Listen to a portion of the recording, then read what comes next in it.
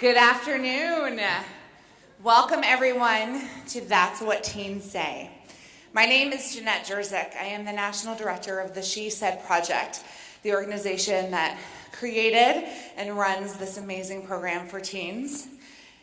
We've just spent the weekend with 15 incredible young people. And I want to thank each of you for coming to show up and support them, and for bringing them to us and letting us borrow them, because we had a lot of fun getting to know them. I'd like to thank some partners that made this weekend possible. Our big partner, Champaign Park District, for letting us be here and use the space. We couldn't do this without them, absolutely. Financial support from Busey Bank and the McGuire Home Collection. Super supporters. We're so grateful. Our teens got spoiled this weekend with food from Moe's Southwest Grill and Co-Fusion. We had volunteers, we had staff, we had teammates. We had a lot of people come together to make this possible. But here's the thing. These young people you're about to meet, they're going to come up here and they're going to share a story with you that they've been working on since, Friday night. Friday night, they were strangers. They hadn't met each other yet. They walked into a room completely timid and not knowing a single person in the room. By this morning, they are the best of friends. They have been high-fiving each other. They have been showing unconditional love and support, and they have done an amazing job finding their personal story, writing their personal story, and here today they will share with you their personal story. This is not an easy process. We run a show for adults called That's What She Said, and the women who appear in that show get about 4 to 5 months to do this. These teens did it in 48 hours. So typically, yes. Typically, when you go to a live performance, you wait until after the show to give that big standing ovation and applause. But what I want you guys to know is they've already done the work. They have done 48 hours of very intense, very creative, very positive, world-changing work. So when they come out here, I want you to join me in standing up and giving them the ovation first. Because this is just the icing on the cake. So are you guys ready? Because we got to give them our love, because we got to show them how great they are. So please join me in welcoming your 2021 That's What Teens Say speakers. So crazy right now. Most incredibly, it's your girl, me, it's your boy, Young.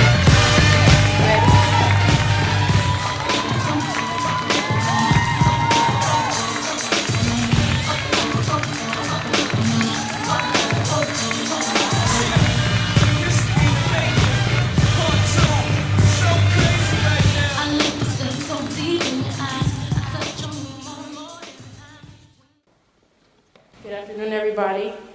Good afternoon. Hi, my name is Nevaeh Haynes, and my story name is You Don't Understand. The question I will be answering is, what was the major choice you made or was made for you? Not meeting my dad. He was never really there. He reached out now because I am 14, but he never helped my mom when she asked when I was younger. He reached, I waited. I never really wanted to talk because of what I heard. I can't be the one to do everything, to reach out, to try and communicate. I didn't know what to say when the message popped up. I had to find the right words to say. If you were here, I wouldn't want to hate you because you didn't take the responsibility to be here. If you were here, I wouldn't have to depend on people to fill the void that you never filled. You don't know me, but know that I know myself. And you don't have to want to make time to know me because honestly, I don't care what you think of me. I know that I would never let anyone change me. Even you. Even though you're my biological father, I won't let you not being there make me who I am.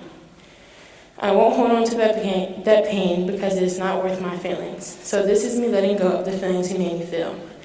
I was so lost, but you don't have to worry because my mom, my grandma, and my family filled the void I was left with. Because of them, I am more confident.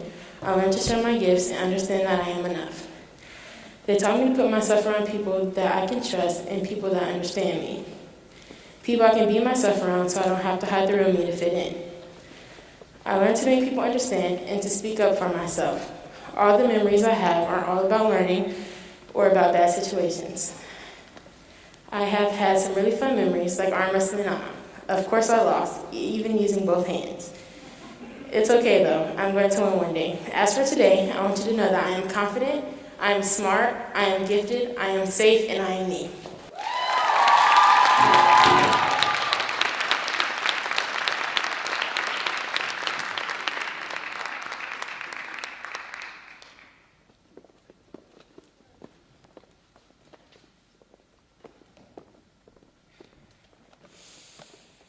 I was not born. I was born. I was not born complacent. I lifted my head when it was supposed to be down. I opened my eyes when they were supposed to be closed. I was alive, and I refused to be anything else. I was not born complacent, sneaking candy after candy hours, spitting it out when I realized it contained almonds. I was a wild child, creating economies out of pine cones and walnuts, living adult lives better than adults themselves. I was not born complacent. I lost myself because I wanted to. I messed up quick, and I messed up deep, sneaking out when I was supposed to be asleep, losing pounds and values at the same velocity, my body becoming the commodity that my brain used to be. I was not born complacent, unraveling my skin like a thread you tug on your sweater, not realizing how much ends up gone. I was hurting, and I refused to be anything else. But I was not born complacent. I found myself because I needed to. The numbers on the scale increasing, filling myself back up with joy and kindness, books and basil, giving myself everything that was stolen from me. I am full, I am healing, and I refuse to be anything else. Thank you.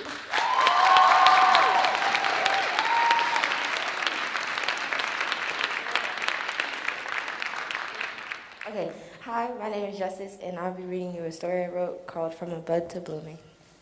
Okay, my parents got divorced when I was only 8. Not knowing what was happening, I thought it was going to be okay. One during the week, one every other weekend, one family became whole while the other remained broken. Is this how it will always be? No relationship between my father and me. I would like for me to be okay, to tell him how I really feel, someday. Maybe I can be real to tell him how I really feel. I wish we could have went to a play, just me and him, no one in the way. I believe I shall overcome someday, me and my father may become one. I'll never forget the joy me and my mother share. It's forever in my heart. Hopefully this is the start. It might take time, but I'm willing to wait. I will not accept this as my fate. I am strong. I will build a healthy relationship with my dad, and I am great.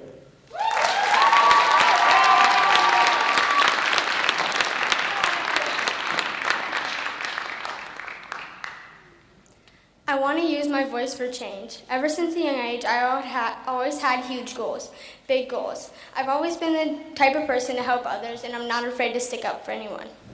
I would stick up for anyone, no matter their religion, their gender, their ethnicity, or their age. I'm someone who wants to make a change because I'm tired of living in a world where other people are treated like they're not even there. I'm also tired of other people purposely disrespecting people. I remember sitting in a 7th grade class and hating the idea of writing stories. They just always made me mad because I had to write about something specific. I hated writing them until I got to 8th grade. My English class was so much more interesting than 7th grade. It was more fun because I could write about anything. 8th grade year was when more of the protests started to happen, and I started to notice that things needed to change. My teacher wanted us to write a project about anything, so I chose the topic of BLM protests. I added more onto the project about ethnicities who are currently struggling to get their voices out there. I showed some of my family members my writing project, and they were surprised that I could write that well. I based my stories off of equality for everyone. It started out with me just sending TikToks to my mom and my aunt. I then started to look on news websites about other stuff that's going on in the world. I also sent them to different people and said stuff like, how can I help change this, or how can I get this out there? I'm currently using my social media to try to get other people to understand that being different is okay, your ethnicity matters, informing people about climate change, women empowerment, LGBTQ rights, and mental health. I currently feel as if there's a lot of ethnicities that are struggling to be seen and heard. Women empowerment is also important to me because men are seen as more capable than women, which is not right. I also feel like a lot of women are afraid to walk alone or go somewhere alone because of all the stories of women getting taken, stolen, or worse. We should not be scared to walk from point A to point B. In fact, no one should. There's a lot of women who have a voice but end up getting rejected because they are too young, their opinions are invalid, they don't have an opinion, but everyone deserves a chance to speak from their heart. I know that I can make a difference if I keep trying hard enough. I think that since there are many people out there that are willing to listen to me, my voice could help others who are currently not being heard.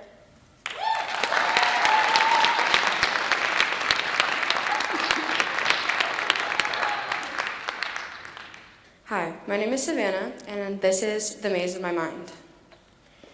I hate you. I hate you because you brought me down. I hate you because you changed my look on life. I hate you because you made me sad on the days that were supposed to be good days, days in which I was supposed to be happy, but couldn't find my way around your darkness. I hate you because you changed the perspective on myself. Who is it? Who do I hate? Depression. The nights crying, the days in bed. I hate you. I hate you because you can't break me. You get on my nerves. You have stopped me from making friends. You have stopped me from sticking up for myself. You have stopped me from expressing myself. You have made me feel weak. Anxiety, you get on my nerves, but you can't break me. You won't stop me from dressing up. You won't stop me from expressing myself. I will make friends. I will stick up for myself. I will turn your darkness into light.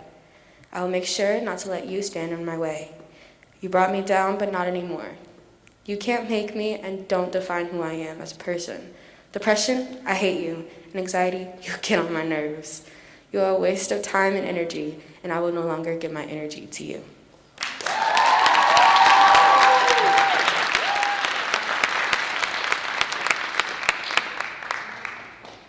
It's up to me if I let it control me. With depression came self-harming. I hated the world and I hated everybody in it. I would take my anger out on people who did me no harm. I used to want to be home alone. I wouldn't want to go out with people. At some point, I stopped wanting help from family and therapists. So I would shut myself out from the world. But now that I am 16, I am overcoming my depression and self-harm. I saw how my mom and family felt when I kept hurting myself and going in and out of the hospital. That made me want to change how I was acting and actually try to talk to my therapist and my family. I felt like my mom is more proud of me, and I want to keep getting help for her and myself. Now I'm not really letting my depression define me anymore, because at the end of the day, life is going to go on, and I want to be a part of that and not let my depression stop me, because depression is not me. It's just a part of me. I will overcome it. I am strong, and I will succeed to my goals.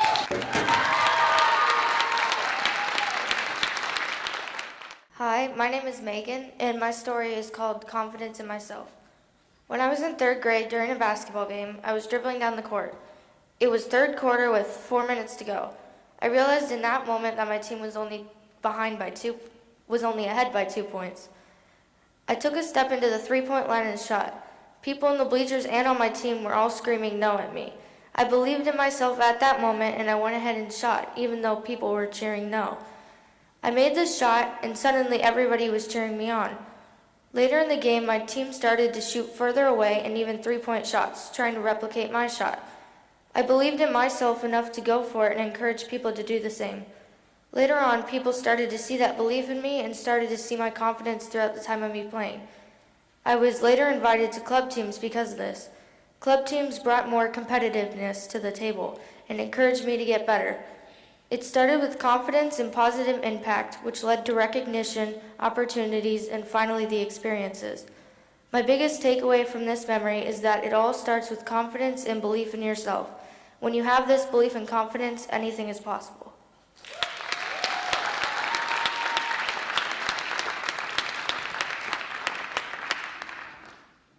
My dad was short, crazy, caring, and a jokester. He was my basketball coach from the age of 3, and he would always jump up and down on the sidelines at my games to ease his stress.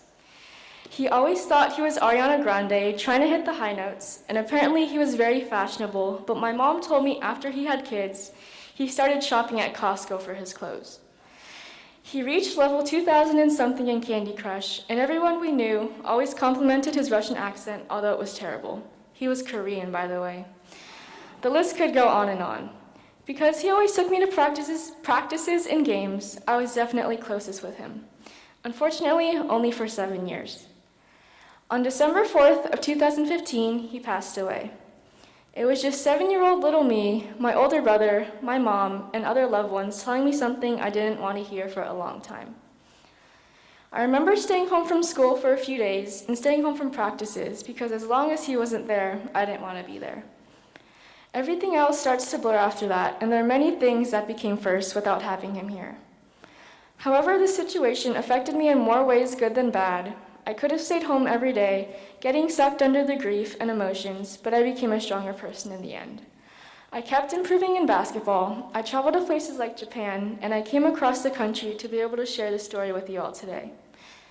I grew closer to my mom and my brother, and even though he isn't physically here anymore, my dad is always still there, jumping up and down on the sidelines, cheering me on.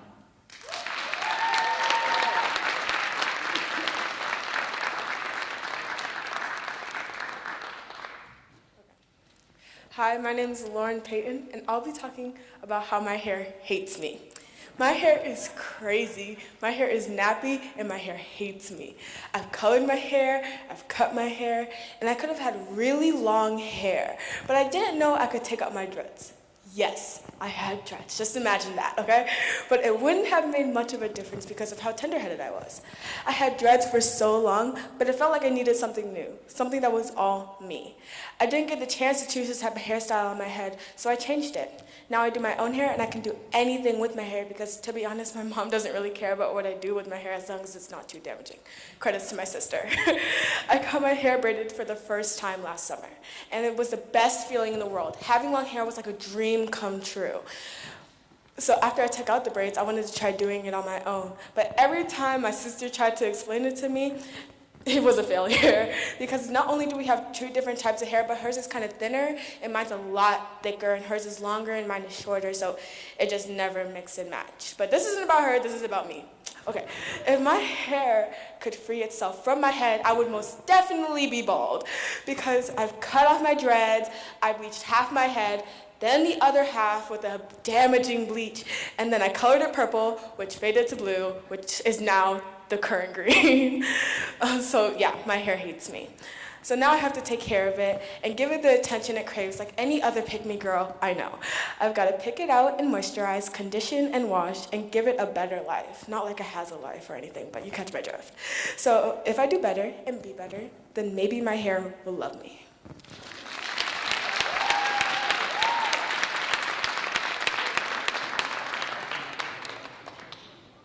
My name is Shamya Davis, and my story is about before and after. Before the Well, if not knowing what that is a program for kids from anywhere. I was not feeling confident. I couldn't be who I wanted to be. I was nervous and shy, like I mostly am. The last day of school, my mom told me I couldn't go home and watch movies and eat. I was asking why. My mom told me I was going to a building called the Well Experience. I told my mom I didn't want to go, but she told me I had to try. When I got there, I was scared. I didn't know anyone but my cousins and sisters. The kids I met there were kind strangers, and they made me feel welcome, but I still stood in my corner. But after we played games and had fun, I became open and started to be myself. Because of the Well, I am myself, I am confident, I am open, I am strong and active. The Well gave me courage to focus on being myself. The message is, you can find yourself in a place where you are shy and scared, but if you turn it around, you can find yourself in a new place where you're confident and happy.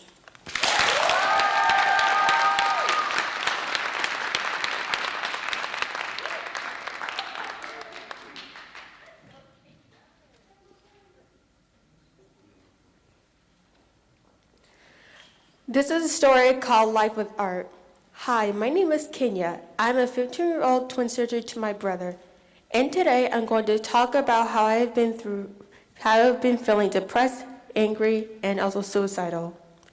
This is my story of what I've been through with my family over the last 4 years. I have been bullied a lot lately. I have been bullied for no apparent reasons. I feel like people don't understand my feelings. I have been through a lot. I hear that the friends I care about are being bullied in class, around the school. When I am crying, I want to understand why and what I have done. There's a lot going on in this world that has been happening ever since COVID.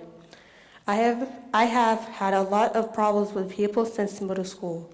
I wanted to hurt myself. I wrote down the things I wanted to do to myself on paper, but there's just one thing that calms me down is doing sketches of anime, couples, portraits, and people. One of my favorite things to do is always pastel art on paper and canvases. Art calms me down and inspires me what I'm feeling and what I see. I also listen to music and write down so I won't forget.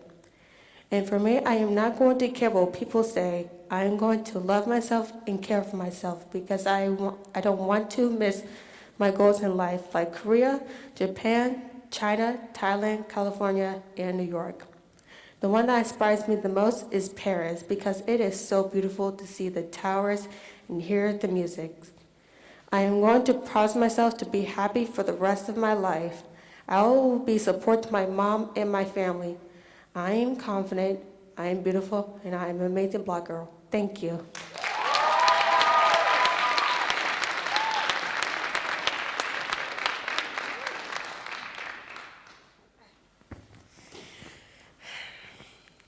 I'm an amazing person, in my opinion. I grew up with my mom and my siblings. She was a single mother for most of our lives.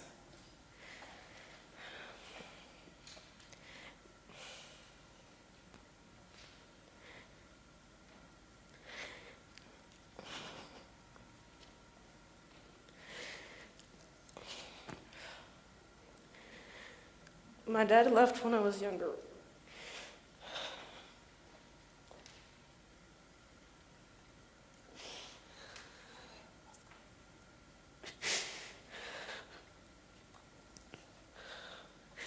Around 4 maybe. I always thought he would come back, but he never did. I get my looks and my height from him. I felt abandoned. He has made a big impact in my life, both good and bad. Whenever I hear stories about him,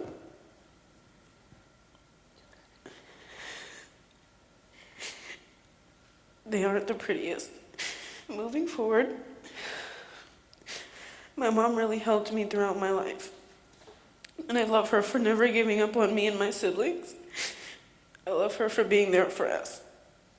I always grew up with good friends and I loved my school, but then in 6th grade I moved. I moved to Boston and went to school in Tolueno at Unity Middle School. While at Unity, I felt out of place and different because besides my sister, I seemed to be the only Black person in the whole building. So, because of that, I was bullied throughout my entire middle school and now high school years. It's not random.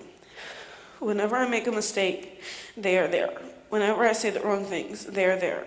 I know I'm young, but please know I try.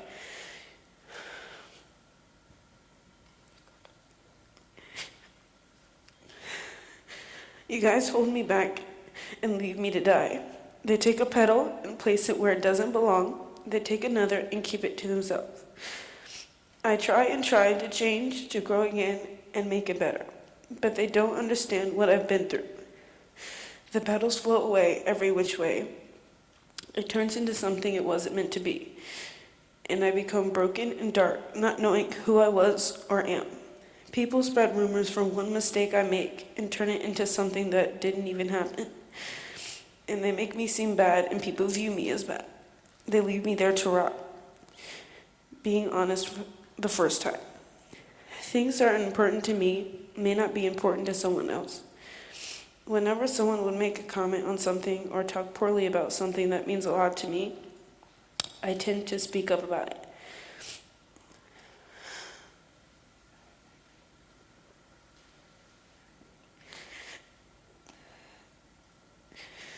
When I do, I am called extra. I am seen as showing out or over-exaggerating. I try to explain how things make me feel, but I am put down or called out. So when I say be honest the first time, I mean for me to understand my feelings. In that same moment, to take a breather and to recognize what I am feeling and why. As soon as I do, I need to tell them, to show them. Instead of holding it in and blowing up later. Instead of catching an attitude and being disrespectful later. From here on out,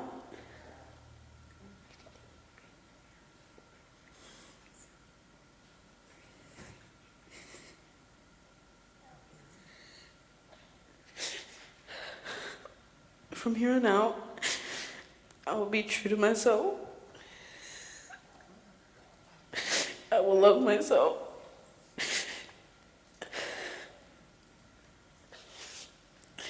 I will be honest with myself. I will show them that I am a beautiful, fearless, smart, and talented Black young lady. And that I am okay with being me. I am a leader, not a follower. I am whole when you are whole. I know I can be what I want to be. If I work hard at it, I can do anything. Hashtag the Well Experience.